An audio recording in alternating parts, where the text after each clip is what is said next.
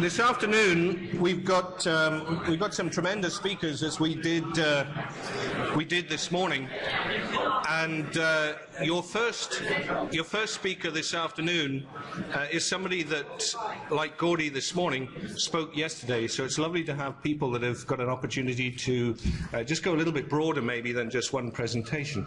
So Greg has kindly agreed to be with us.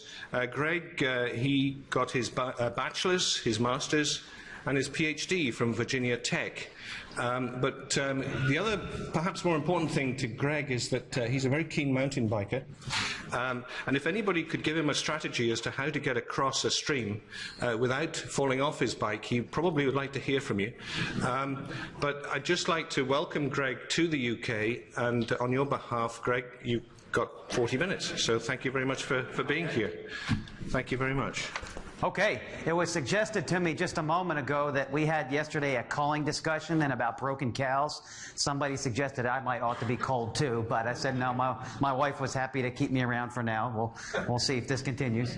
So thank you very much for the introduction, and again, I really appreciate being here. I want to thank all of you that I've visited with. Everybody's been very kind. I've met very many interesting people, and I've enjoyed each and every one of you, and thank you for being so kind to me and my family. We've really had a good time. So after today, tomorrow starts our holiday. We're going to London and then to Paris, so we are just overjoyed to be here, so thank you again. All right, so my topic here this morning, or this afternoon, well, let's see if I can get this to work again. This is supposed to have new batteries, isn't it?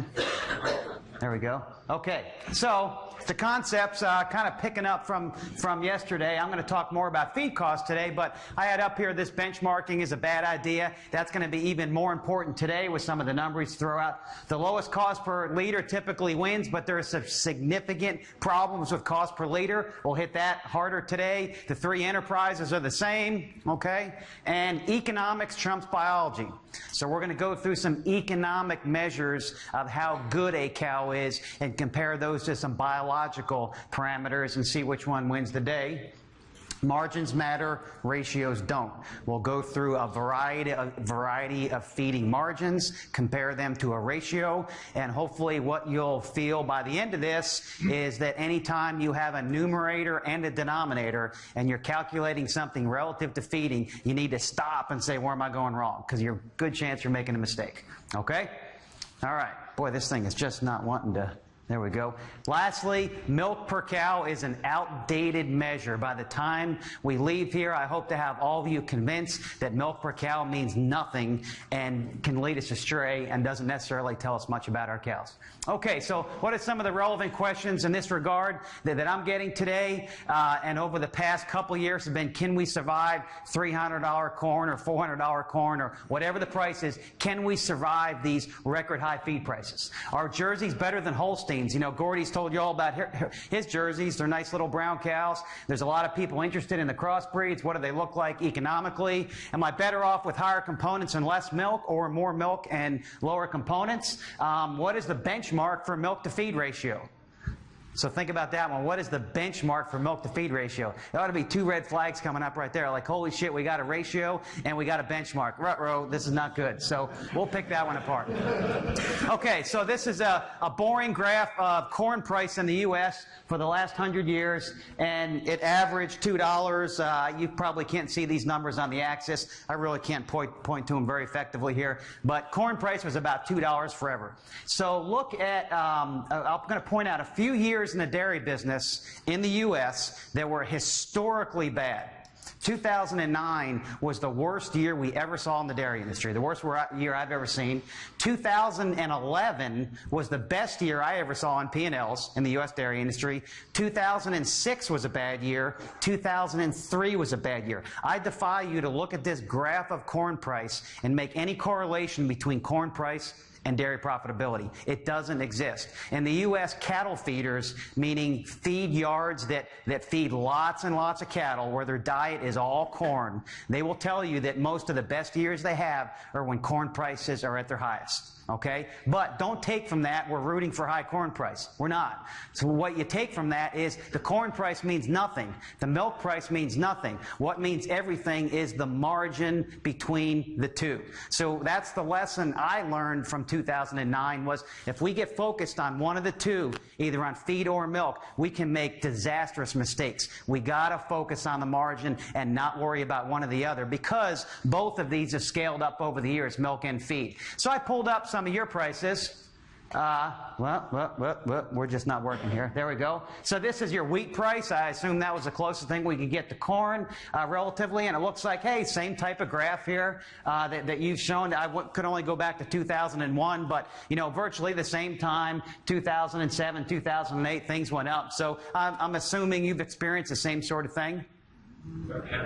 Slow down. Slow down? I'm going too slow? Is that right? Speed up? Work just told me to speed up. Man, I'll try to go. I'm just kidding. So the interpreters are trying to keep up. I've been in Italy many times and learned that Italian has 20% more words than English. So you can imagine the difficulty they're having in the back. So. Okay. So this is milk price and change from the prior year in England. So again, I pulled off your website and looking at the change in the price of milk.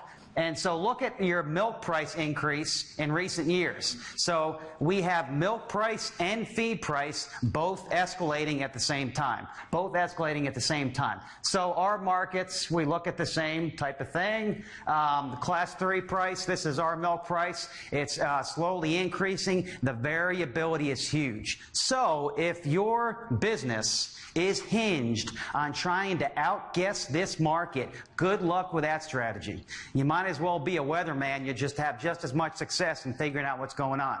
So a few people last night I told a story to about a book. Gordy recommended a book this morning, so I'll recommend one. It's called The Black Swan. It's a great book, a great look at numbers and distributions and markets. So in The Black Swan, the author lays out a story of a turkey. In the U.S., we have a holiday called Thanksgiving you're probably familiar with, and we kill our turkeys. So let's say we have a turkey that's born, and we're going to feed this turkey for 100 days. And this turkey is going to get fed for 100 days, and then he's going to be eaten. So what does that turkey learn day one? Well, he's born, gets some food that day, life's good, goes to day 2. Same thing happens, repeats the same process day after day. So each day, that turkey is gaining more knowledge, right? That turkey is getting more and more confident each day of what's going to happen the next day. So as the days go on, he's getting more and more confident. So the 99th day, the day before Thanksgiving, what does that turkey think is going to happen the next day? Life's good. He don't see it coming. The next day is Thanksgiving. End of the deal for the turkey. So Thanksgiving Day for the turkey is the black swan. The turkey did not have any idea it was coming, and more importantly, everything he had learned up to that point led him to think he was overconfident, to know where he was going, and he was actually completely wrong. The author makes that case, I think, very eloquently, and 2009 in the dairy industry in the U.S. was our black swan year. Nobody saw it coming. So the black swan is the outlier that changes an industry, that defines an industry that nobody saw coming. Nobody in the U.S. saw 2009 coming. In 2007 and 8, life was great. Everybody was making money. We were expanding. Nobody saw it. So the black swan you can't see coming. It could be positive. It could be negative. So what do you do as a dairy to control against this? You make your business as efficient as you can and get your cost per liter relative to your milk price, that margin, as good as you can. That's your protection against the black swan. And if you have a positive black swan year, you're going to capitalize. If you have a negative black swan year, you won't get hurt as bad. So that was our black swan year. When is the next one coming? I don't have any idea. So somebody asked me yesterday what they think milk price was going to do at the end of this year. And I don't have a freaking clue. And anybody that tells you, they're full of shit. Nobody has any idea. Maybe a month or two we might know, but 8, 10 months out, we don't have any idea. You know, I might as well just put this thing down. I don't think it's working at all. All right, so the top 3 costs of producing milk we went through yesterday. All right, so today we're going to hit more on the feed cost, number 1. Yesterday we hit number 3. Okay?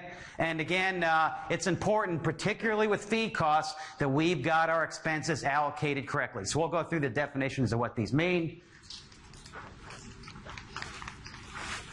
Okay, all right. So were we better off with cheaper feed? So let's start looking at how we might look at some of this. So in the old days, let's say is 4 or 5 years ago. This, I pulled some numbers and guesstimated about. Forgive me if my conversions aren't all quite right. I did the best I could. I'm a little slow. So let's say our ration cost in the old days was about 16 pence per kilo, and milk was about 18 pence per liter. Okay? So do our simple math on a typical cow, 35 liters, 22 kilograms of intake. The income over feed cost is 2.78.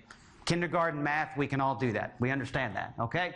Today, all right, both have escalated. Both have escalated. So now we can do the same math. And again, kindergarten math, barely need a calculator. We can see our income over feed cost has gone up. Good thing, right? Yeah, good thing. Everybody can understand that. Here's the rub. Here's the rub. If we calculate, hey, if I can get this to go here, all right? If we calculate a feed cost per liter, what would show up on our P&L, all right? In the old days, we were 10.74 pence, and today we are 18. Our feed costs have ballooned. They've risen dramatically on our P&L. So we look at that and say, holy crap, our feed costs are going through the roof. What are we going to do? But actually, our margin has grown. So here's example number 1 of where a ratio leads you astray. A ratio has a numerator and a denominator.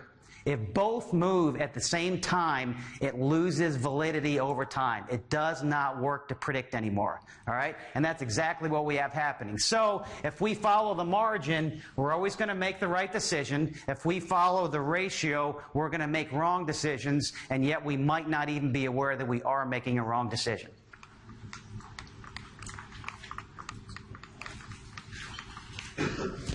There it goes. Okay. So how do we express feed costs typically on a dairy or as a nutritionist? Well, we've got a lot of different measures. Feed cost per day, feed cost per kilogram of dry matter, per liter, our feed cost per liter on the P&L.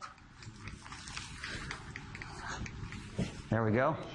So where should I point this thing? It seems like when I go over here, it's not working. All right. So all of these 4 measures, none of them mean much of anything unless we consider something about the dollars of revenue generated. All right? We need to consider something about the dollars of revenue generated. So it doesn't mean that we have to absolutely ignore all these. We've got to be really careful when we're using. Here's the example of the stupidest one. All right? Just doing feed cost per liter on an individual or on a milking cow basis, not including dry cows or anything. Just saying, okay, feed cost is 5 pounds per day, milk production is 35 liter, do the division. This number tells you nothing. Nothing. There's nothing good you can get from this number. You shouldn't ever get your calculator out and do it. If your nutritionist gives you this number, tell them to stop. If you're a nutritionist and you're calculating it, stop. It does nothing useful in terms of gaining more knowledge about whether this was a good ration or a bad ration. You could, by dumb luck, have it lead you in the right direction, but you don't know whether it's right or wrong. So we never want to use that number. Okay, so the number that we do have to use, because it's on our financial statement, is feed cost per liter or feed cost per 100 liters, or however way we want to express it, per volume of milk. And the definition of that on the P&L is milking and dry cow accrual consumption. So we're looking at the amount of feed, or the dollars in feed that our herd consumed over a period of time, such as a month, and we're including milking and dry cows, but no heifers, all right? If your P&L does not calculate feed costs in this manner, you're not doing it correctly, all right? The concept there is every milking cow has to support a portion of a dry cow. So if you had a 100-cow dairy and you added 10 milking cows to your dairy, you would also have to add a couple of dry cows to go along with them. You would not have to necessarily add heifers because you could go out and buy them. So we don't want to muddy the waters by throwing any type of heifer feed costs in there at all. This is milking and dry cow. The last part there, using market values for forages. We have a problem in the U.S. now that a lot of dairies are farming at quite a large level, and farming is a great business now in the U.S. By farming, I mean growing feed. So we have dairymen and we have farmers. Sometimes they wear the same hat, sometimes they don't. So farming is a very profitable business to have, and if the dairy puts in production costs for their forages, they are potentially allowing the farm to subsidize the dairy. I see dairies that are losing money running their feed through their cows, and they don't know it because they're using cost of production on feed. So I encourage dairies, if they want to get an accurate look at their business, to see that if the P&L, to see if the dairy is financially efficient, we've got to use market values for feeds. And if we don't look good on that look at it, then that's the ultimate motivator that we need to get better as a business, because if we can't compete using market values for feeds, we've got a risky business model, because someday that advantage may be gone if corn gets cheap again. All right? So the biggest limitations here are, number one, it ignores milk income. When we look at feed cost per hundredweight, it ignores milk income. So in the U.S., we have organic herds, and organic milk is worth about 50% more than conventional milk, more or less. So wouldn't it make sense that it might cost a little bit more to produce that higher value product? And in fact, yes, it does. The feeds are much more expensive. Well, that makes a fair amount of sense. What about a Jersey herd compared to a Holstein herd? All right. In our marketing system, a Jersey milk from a Jersey herd is going to be worth substantially more than milk from a Holstein herd. It's going to cost more to feed that, that animal to generate a liter, so the value of the milk is higher, feed costs are going to be higher. It's completely comparing apples and oranges when we compare feed cost per liter from a Jersey dairy to a Holstein dairy. That makes sense. But what about the Holstein dairy, where one Holstein dairy is 3.9 fat and 3.2 protein, another Holstein dairy is 3.4 fat and 2.8 protein? Again, apples and oranges. So when we're looking at this feed cost per liter, if we don't consider components, we've got to really be careful, and absolutely don't benchmark this to anybody else. Absolutely don't benchmark it to somebody else, okay? So we got to recognize those, but yet it's still going to be in our P&L. It's still kind of a report card number, okay? So what happens if we feed for higher components? So suppose I came to your dairy and I was selling a feed product, and this feed product cost 10 pence per cow.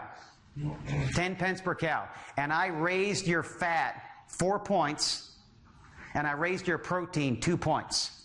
Would that be a good decision to use that product? So 10 pence per cow. No-brainer, right? Right? So that's in our business, and yours too, that's a no-brainer. So a small investment in feed to drive components. So what did I just do to my feed cost per liter?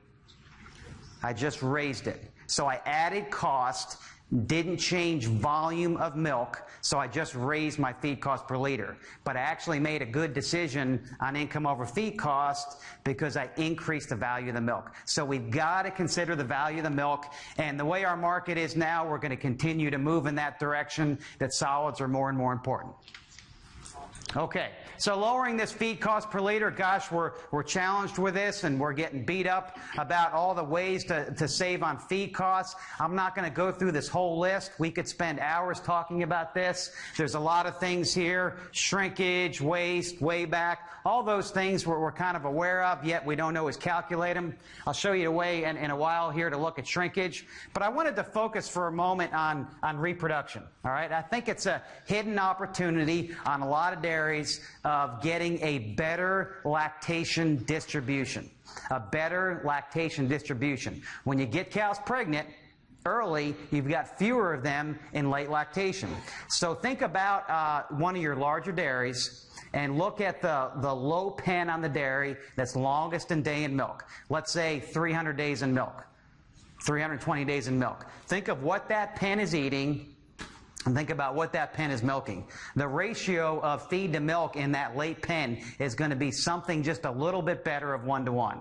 All right, they're going to be eating 25, 26 kilos of feed, potentially 30 liters of milk, something like that.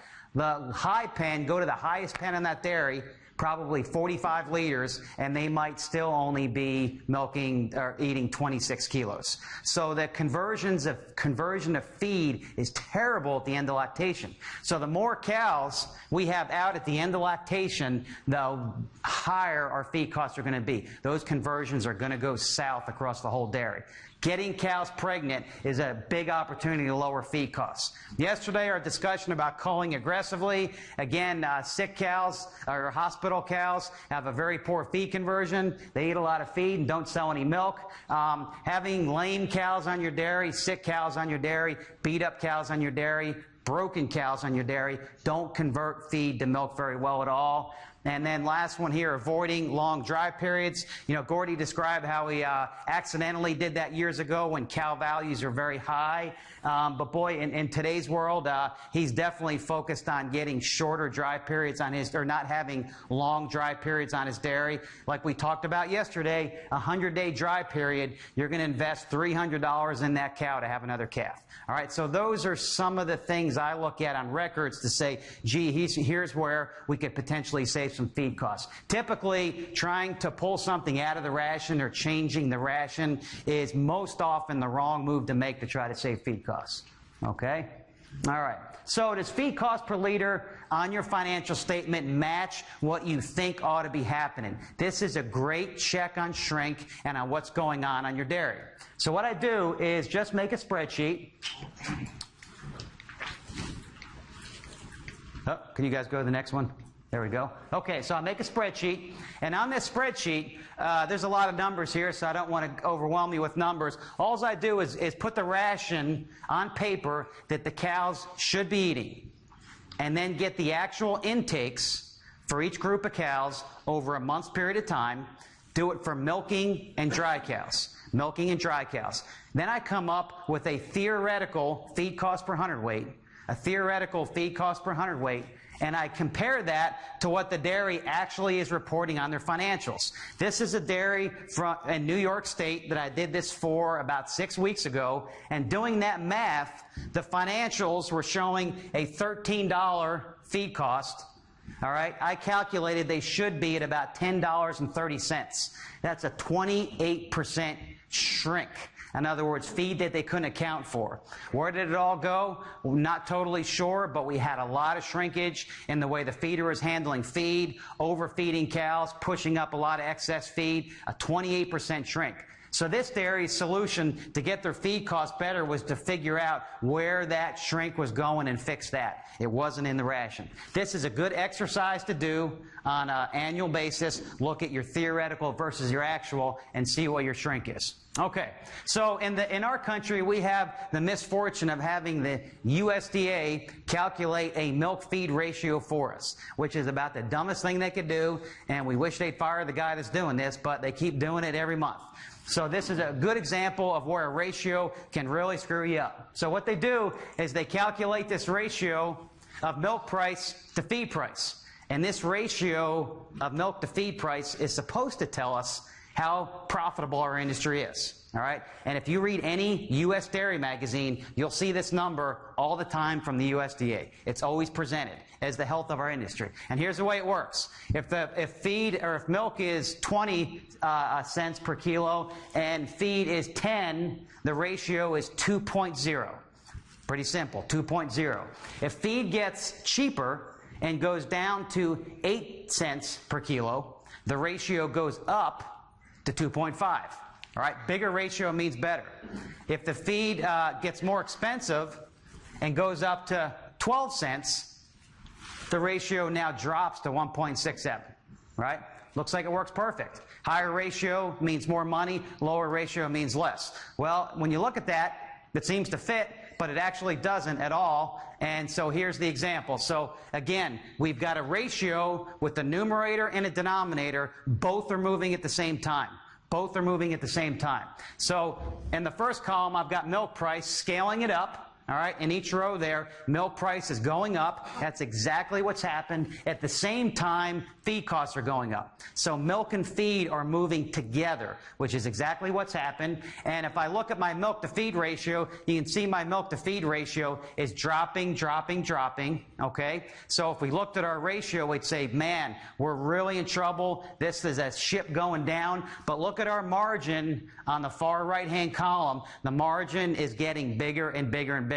So not only was the ratio misleading, it was dead wrong. It told us the opposite of what the true story was. So again, in the previous slide, it made sense that the ratio was working. So whenever you have a ratio, you need to stop and say, uh-oh, Where am I going wrong? How am I being fooled? And the better solution is to ignore the ratio, stick to the margin. As long as we calculate a margin, and a margin is the difference between two items, as long as we do a margin, we're never going to go wrong. If we use a ratio, we're going to make mistakes, okay? So here's our income over feed cost. This is a very simple calculation. We all know how to do this. I won't bore you with the easy math. I go through some other examples there in the proceedings that I won't bore you with. But of course, we want to increase this 3.6 per day, provided cow health is not impacted. But what's the problem with using this as a metric for our dairy going forward? It's a great decision maker. It's great for calculating whether we should change our ration or go 3X or 2X or all those sorts of things. The problem with a metric moving forward is if this number improves from this month compared to last month, what could we conclude from that? If our income over feed cost improved from last month, what might be the reasons why it improved? It could be more milk. It could be lower intake. It could be higher components, but it also could be milk price. It could be feed price. So we can't differentiate cow performance from market conditions. So a little later, I'm going to give you a better metric to take this concept and put it into something we can track as a metric. But this is our prime margin we're going to look at. Okay, so here's the last example of a margin versus a ratio. So this is just simply looking at income over feed cost versus pounds per liter. And in this example, I kept milk and feed exactly the same in all 5 examples. So no difference. All I did was scale up milk production from 32 to 40 liters, scaled up dry matter intake, and in my stupid little example, my feed cost per liter is exactly the same. In all 5 scenarios, it is exactly the same. You can do the math, but look what's happening to my margin on the right-hand side. So again, that feed cost per 100 liters, don't ever calculate it. There's nothing you can learn from it. There's nothing you can learn from it. Calculate the margin, make your decision on the margin, you'll never go wrong.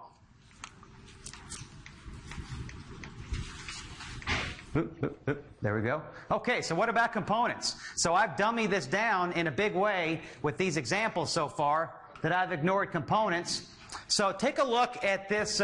This is a Southwest U.S. dry lot dairy, 2X, no BST, not a lot of facilities. And look at the tank average month to month on this dairy. This is a 5-year average of tank average, and we go January through December. You see, there's not a big change in milk from month to month. And a person might look at this and say, well, gee, there's not a lot of heat stress at this dairy, and there's really not a lot of seasonal variation. But what we're missing is components. So I'm going to hopefully convince you that looking at just raw tank average and raw milk can be very misleading. So components drop in the summer in the U.S., as I presume they do here. And so the question we always have is this seasonal or is this heat stress related? We lose fat, we lose protein. So this is some data from Diamond V. Diamond V in the U.S. has a program where they track bulk tank fat and protein on dairies. This is a 2-year snapshot of fat percent on dairies in 3 regions of the U.S. California, Pacific Northwest, and the Southwest Rocky Mountain states. And I can assure you it's much warmer in California, all right? A lot more heat stress in California.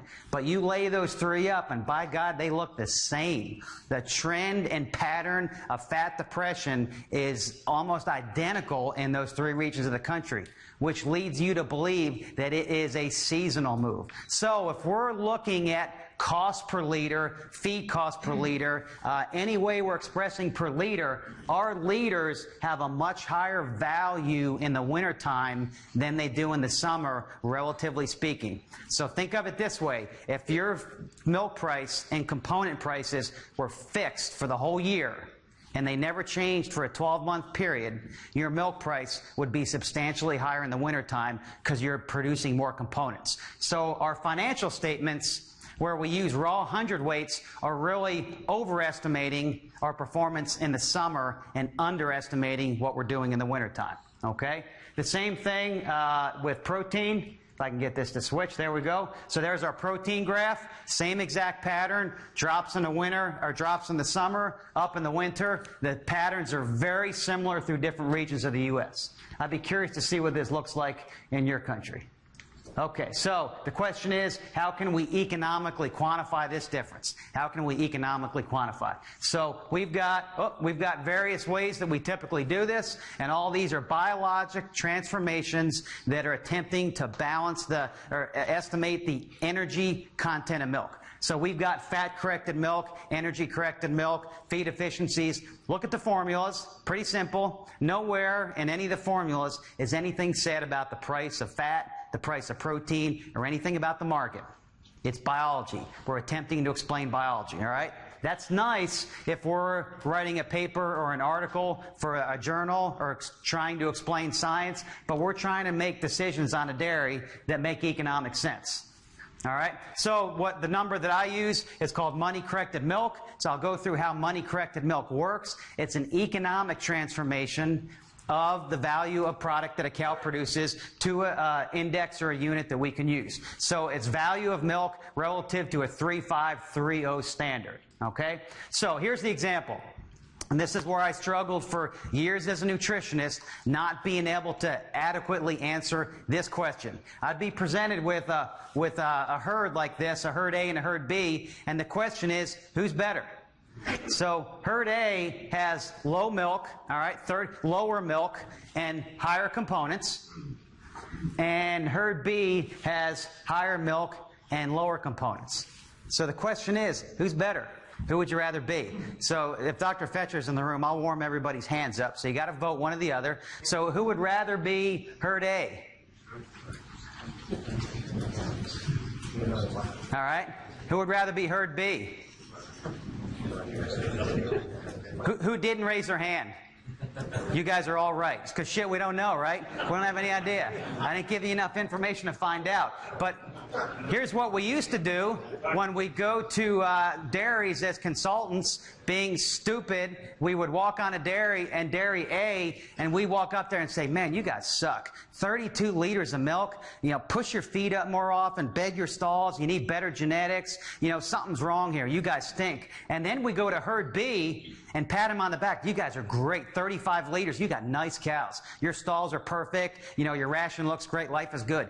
And we would ignore the components. We'd ignore the components. So let's answer this question to see which one is better. All right? So I had to pull up your milk pricing system, and oh, Lord, what an interesting exercise that was. Oh. Jeez, I had no idea. So I thought our system was a little bit complex. It's nothing. So you've got literally dozens of ways milk is priced. So this was off your website. These were all the processors that paid only on fat and paid nothing for protein. Right? So if I was in this market, I don't know if little brown cows would be such a good thing. I'd really have to do the math we're going to do here. All right? Then there's some other markets where you pay some fat, some protein. I mean, here's one market here where we're 4.55 on protein and 3.20 on fat. We got these all over the board. The biggest lesson out of this exercise for you is to understand the value of your cows, you have to know how you're paid for your milk. You've got to know how you're paid for your milk. If you don't, you can't answer the question. All right? It matters if they give you something for protein or for fat. That's got to be in the equation. So to do this, I picked out numbers out of a hat and said, hey, this is what I'm going to use for this example. All right? You would need to use proper numbers for your dairy based on how you're paid for your milk. You ought to be able to pull out your milk check with a calculator and a piece of paper and come up with a final number to understand how everything's priced. So in this market right here, so let's say fat is worth 3.5 pounds per kilo and protein is worth 5 pounds per kilo, okay?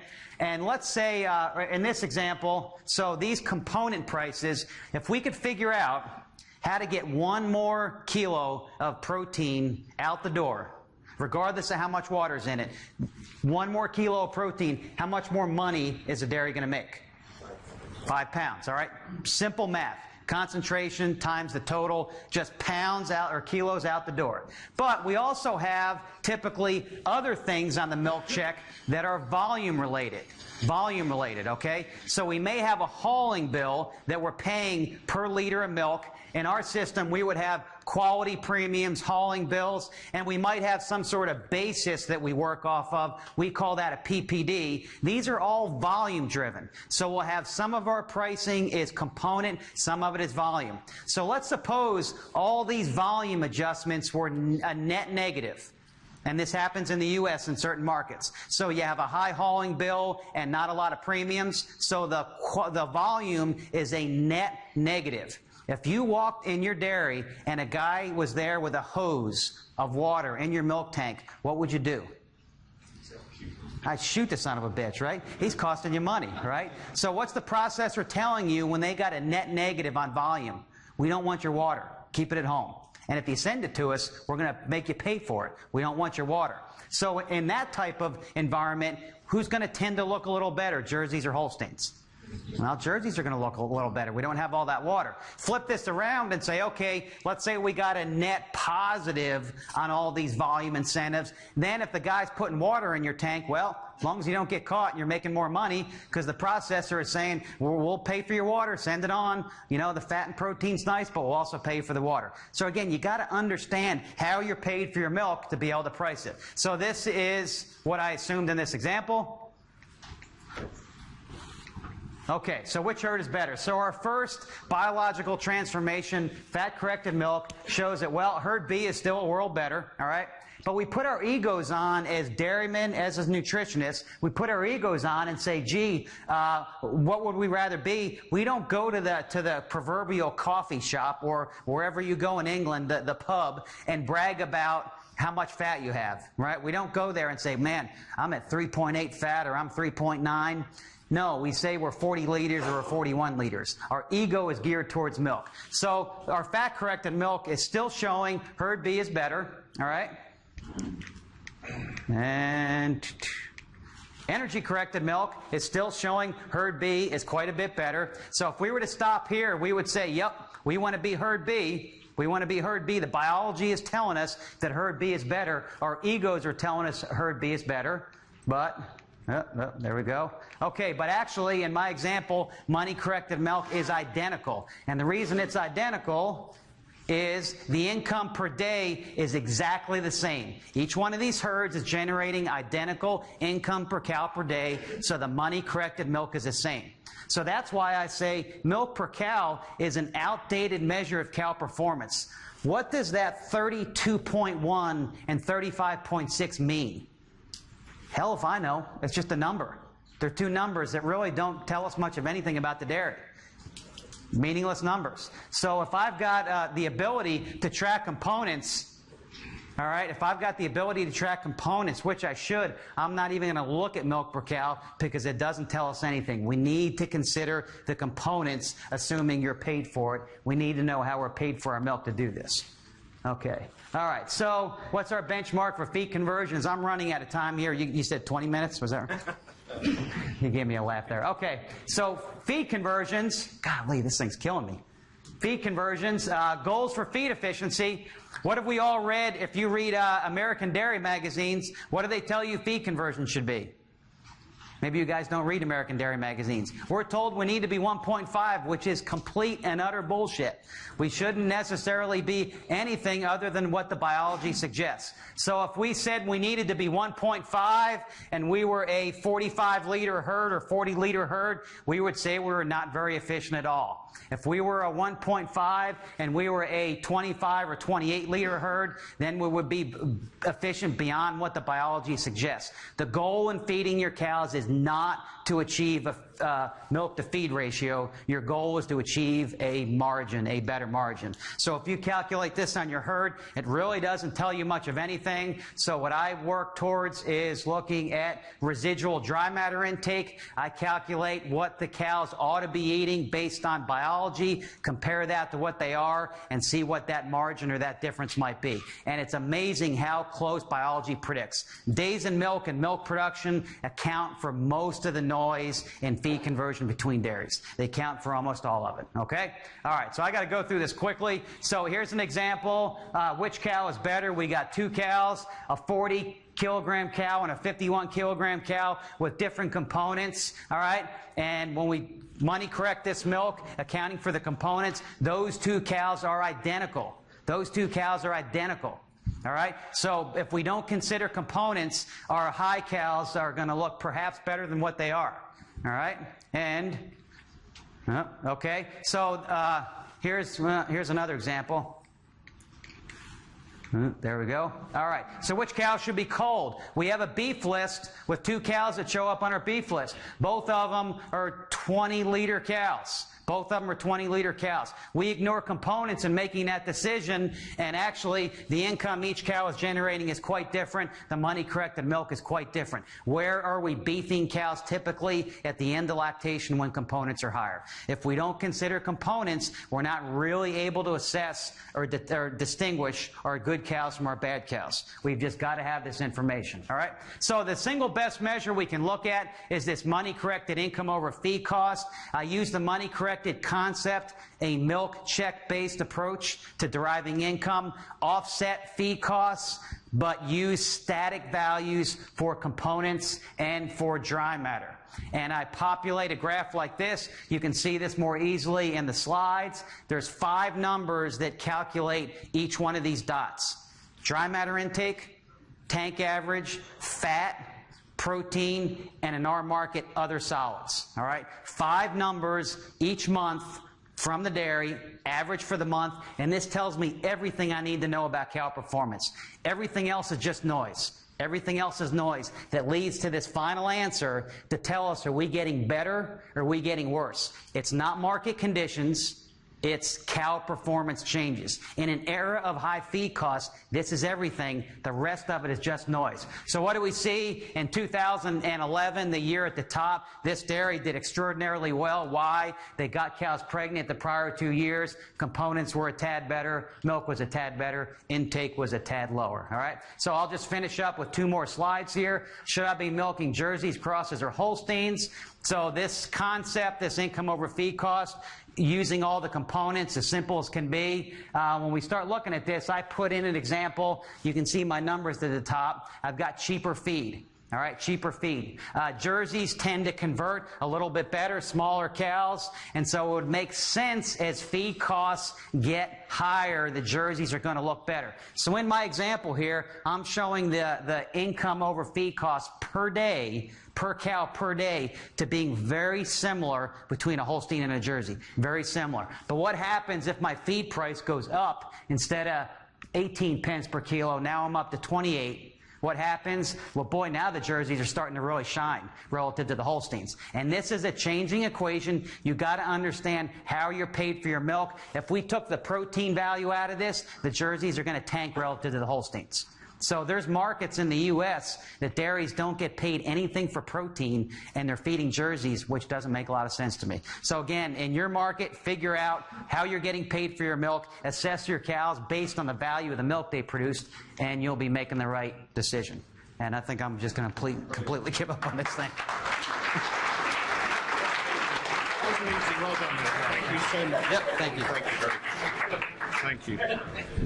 Great. Well, can I really thank Greg, not just for persevering with this, but for the quality of his presentation. And on your behalf, just wish him and his family a very safe trip to London and Paris and back to America. Tremendous speaker, and like all our speakers, I guess we could spend far more time listening to them. But thank you very much indeed, Greg, for taking the time to be with us. Really do appreciate it.